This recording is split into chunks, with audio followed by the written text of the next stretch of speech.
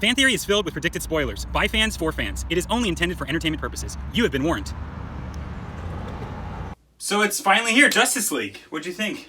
It might be the best Marvel movie DC has ever put out.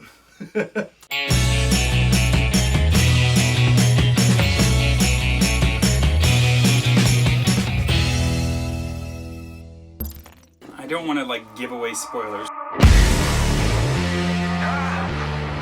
Justice League was a surprisingly pretty good movie.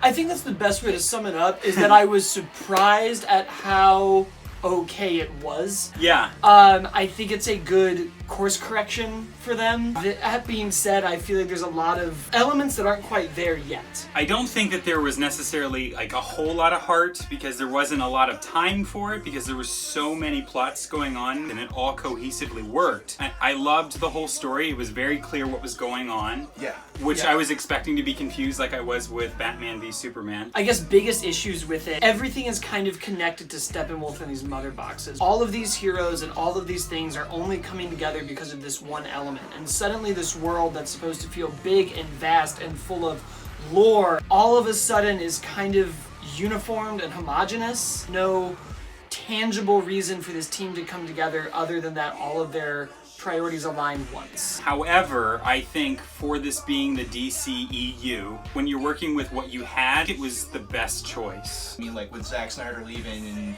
Whedon coming in to do the rewrites, there's so many places where the story could have gone wrong. This movie could have just been dead in the water. Kind of felt like an amalgamation of multiple Avengers movies put together. You know when you're building a puzzle and all the pieces go together and you know you have the right piece in the right spot, but you still have to really hit it hard? Oh yeah, no, it had to be hammered in there, but it finally fit. Yeah. Yes, there are moments like that in this movie that are just so clearly not Zack Snyder and so clearly not Warner Brothers and so clearly Whedon's humor and character. Oh my gosh, it literally at times almost felt like they took the Avengers and then they Freaky Friday'd them with the Justice League. Yeah, I think they did a good job of making everybody sound different. I Oh, thought yeah. all of the characters, Superman, Batman, Aquaman, Wonder Woman. And I didn't feel like they were wasted. I feel No. like each character actually truly served a purpose. One of the unfortunate parts of this movie is that we're going to keep comparing it to the Avengers. I felt this movie did a very good job of making Barry Allen, and Aquaman. It didn't feel like they were all just practicing their stand-up bit. There's comic relief throughout the entire movie from every character. Yeah. But Barry Allen was definitely, without a doubt, the #1 source of the comedy in this movie. Aquaman's world, I thought was just really cool. It was great. It leads into my second kind of issue with the start of this movie. They made the choice to not do an Aquaman and a Flash movie before this. By doing that, you get this scene with Mara and Arthur where he mentions other characters and relationships he has, but there's no real weight to it. I think the movie assumes you have kind of a background on these characters. I think it sort of plays as a promise to the audience, you get sort of a hint as to what a next character could be, and I know that they're definitely going to delve into the origin of Arthur Curry in the next movie, because still, it's not a secret as well too, he's still not King of Atlantis yet. There was some definite things that they had in the trailer A that few were not in the shots. movie. And can I just say, the thing that was in the movie that was missing was CG-faced Superman. which was done because Henry Cavill is working on Mission Impossible 6.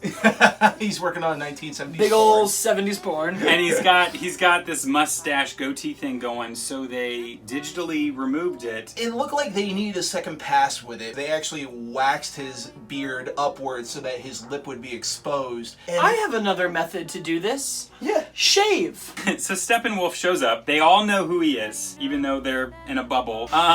Don't know World War I or technology. But There was so much about that I It felt, really bothered me. and I don't know if Joss Whedon had influence on this. It felt in line with the opening to the first Avengers movie when Loki shows up and takes the Infinity I had the same thought. And Steppenwolf, he doesn't waste time in this movie. I have never seen in a superhero movie any villain that's so no, this is what I'm doing and I'm gonna make it happen. And I did enjoy that he just showed up and was like, oh, great, no, I should probably just resume my war. when you're in exile for 5,000 years or A so, long all you're going to be thinking about is what you're going to do the minute that portal opens. They did have a moment of exposition in the movie where Wonder Woman is explaining what Steppenwolf is, where there's this battle and there's war, and then we even see some lantern. Okay, so the Mother Boxes is a split apart the One Ring to rule them all. They hit it in this world, and then they hit it with these people, the Atlanteans, and then the Amazonians, and then they're like, oh, but the humans, they have this crave for power, so we had to like really hide it. I was like, so we're watching several different movies, but Lord of the Rings is also included in this film. All of the mythology we got in Wonder Woman, Ares, Zeus, we have this bubble so that nobody can find us.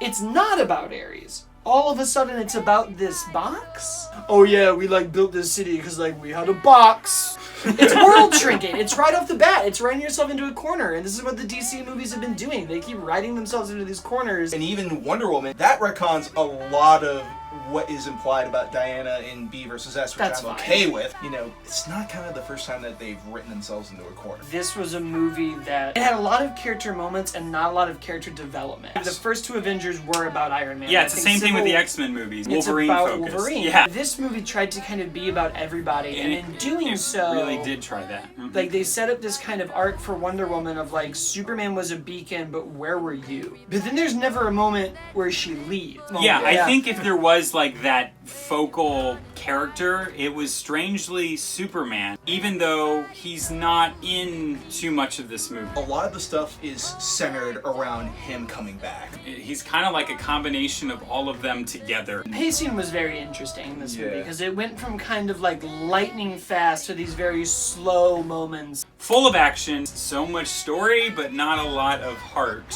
They wanted to make a movie about the team coming together, and which they did. Kind of forgot to tell us why.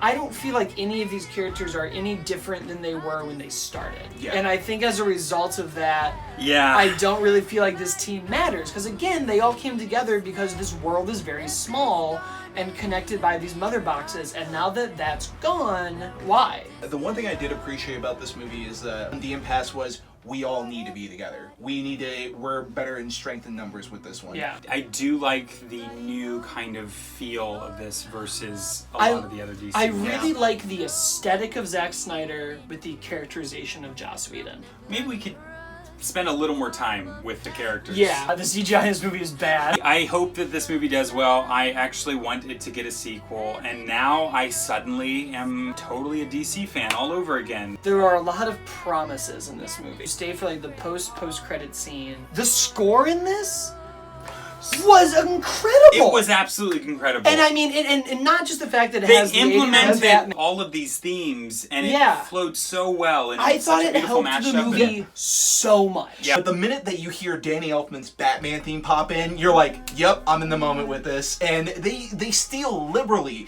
from the animated series as well, too. Like, it was a perfect meld of everything. It got you in the mood of exactly who these people were. So, if you could rate this movie... This is like a solid C+, but I think you're really excited about it because it used to be a D student. What grade would you give it? I would give it like a solid B. I had a great time, which is what I want when I go see a movie. So I'm gonna give it a solid B-.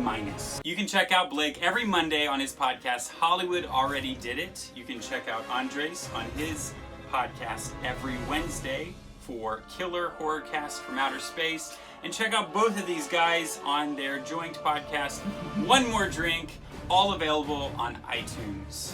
This is our fan theory. What's yours? We still got the Flashpoint. Doesn't count if you hit reset. If they do Flashpoint, I am going to make a little Mr. Rossetti video from Animal Crossing and just have him yell at the DC. I completely agree. I just think it's dumb to keep a get out of free jail card in your hand. Like I agree. A Flashpoint movie would be really cool.